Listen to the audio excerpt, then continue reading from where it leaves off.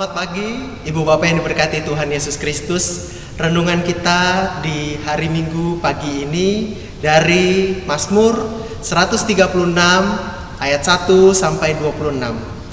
Nyanyian syukur kepada Tuhan yang diungkapkan oleh umat itu merupakan sebuah perasaan hati yang mendalam, yang tentunya bicara tentang kegembiraan.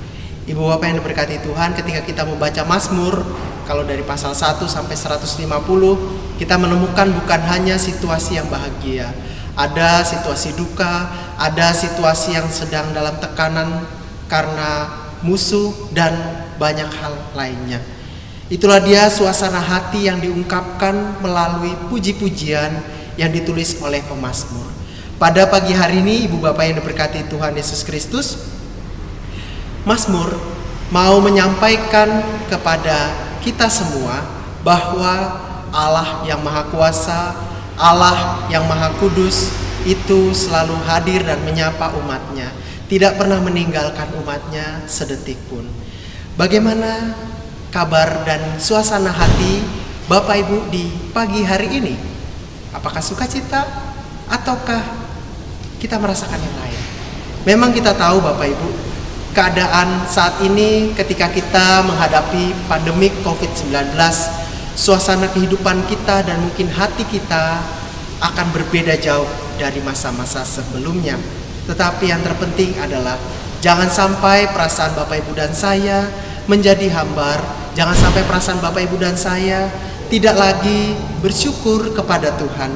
Karena seperti pemazmur, dalam berbagai situasi selalu ada ungkapan syukur yang dinaikkan kepada Tuhan. Coba kita lihat dalam pembacaan kita di pasal 136 ayat 1 sampai 26 di pagi hari ini.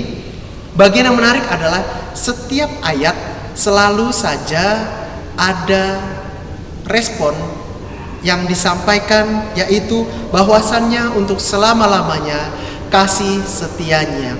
Ini sangat menarik bahwa pemazmur setiap ayatnya menyampaikan kasih setia Allah untuk selama-lamanya. Kasih setia Allah tidak pernah hilang, tidak pernah berkesudahan. Dalam konteks pada saat ini, kasih setia Allah bagi orang Israel yang digambarkan dalam situasi ketika penciptaan, situasi Mesir, ketika mereka berlawan Firaun, dan sampai kepada tanah perjanjian. Kasih setia Tuhan sungguh nyata di dalam kehidupan umat Israel. Bapak Ibu yang berkati Tuhan Yesus Kristus, lalu bagaimana dengan kita? Bagaimana dengan kita umat yang telah diselamatkan, yang telah mengaku percaya kepadanya? Kita tentu setelah disertai dari kecil sampai dewasa ini, dan juga kita telah merasakan kasih Tuhan, baik itu dari keluarga maupun dalam kehidupan pribadi kita masing-masing. Itu bagian yang pertama Bapak Ibu. Mari kita bersama-sama selalu mengungkapkan syukur bahwa menyatakan kasih setia Tuhan untuk selama-lamanya. Selanjutnya Bapak Ibu, di dalam bacaan ini juga pemazmur memulai dengan kata bersyukur. Ayat 1, 2, dan 3, bersyukurlah kepada Tuhan. Kenapa dimulai dengan kata bersyukurlah kepada Tuhan?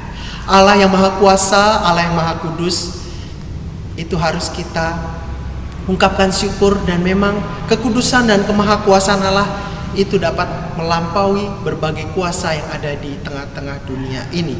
Dan jika kita lihat kehidupan orang Israel dalam konteks perjanjian lama, liku-liku kehidupan, berbagai macam pergumulan telah mereka lewati.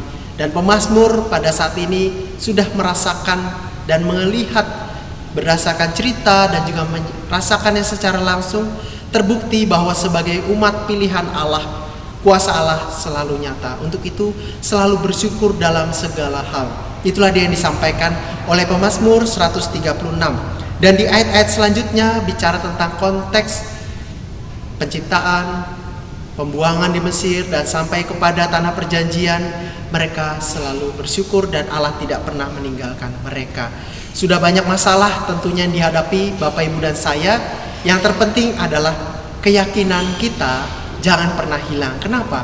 Masa lalu kita pernah mengalami masalah, berbagai pergumulan yang berat. Buktinya sampai saat ini kita bisa lalui. Demikian juga Bapak Ibu, masa-masa yang berat khususnya dalam pandemi ini pasti kita bisa lewati. Di tengah-tengah pandemi ini, Bapak Ibu yang berkati Tuhan Yesus Kristus, membuat kita semakin kuat lagi. Jika bicara tentang pos pelayanan dan kesaksian, karena bulan ini adalah bulan Pelkes, pelayanan dan kesaksian, kita bicara tentang pos Pelkes, terkhusus Bapak Ibu Bajem Rafflesia Bengkulu. Saat ini bersama-sama kita saling mendukung, menopang, mendoakan yang rencananya tim kerja pembangunan pagar gereja saat ini sementara membicarakan dengan serius apa yang akan dilakukan, karena tanah gereja sampai saat ini masih tertidur. Saat ini tanah gereja akan diupayakan untuk dibangun pagar sehingga dapat digunakan dan dapat dikembangkan lebih baik lagi. Itulah menjadi harapan kita bersama dan menjadi doa kita bersama. Dan selanjutnya Bapak Ibu, sebagai umat yang diselamatkan, sanggupkah kita menyatakan syukur kepada Tuhan yang tak pernah berkesudahan? Karena bicara syukur itu bukan hanya bicara ketika kita sukacita, tapi ketika kita berduka cita atau berbagai pergumulan, kita juga bisa mengucapkan syukur. Zaman sekarang Bapak Ibu, kita kembali diajak untuk bersyukur, mensyukuri apa yang kita miliki, Virus corona mengajarkan kita untuk mencukupi hidup kita sesuai dengan kebutuhan, bukan keinginan. Kita tahu Bapak Ibu, kehidupan manusia yang konsumtif ini sudah dipengaruhi oleh keinginan yang kuat, yang terkadang bukan menjadi kebutuhan kita mengupayakannya. Saat ini kita belajar ternyata kebutuhan kita adalah makan, kebutuhan kita adalah tempat tinggal, kebutuhan kita adalah pendidikan, kebutuhan kita adalah hal-hal yang primer, sandang, pangan, papan. Ketika kita sudah dicukupkan itu, maka kita bersyukurlah.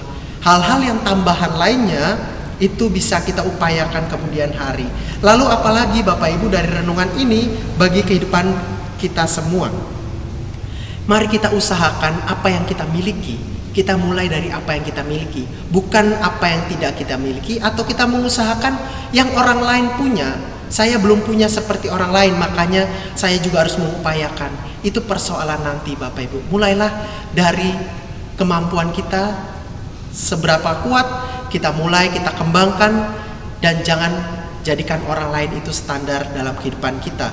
Kita jadikan orang lain itu sebagai semangat, boleh, tetapi bukan berarti kita dipengaruhi oleh keinginan-keinginan yang berlebihan, tidak sesuai dengan kekuatan kita ataupun keluarga kita.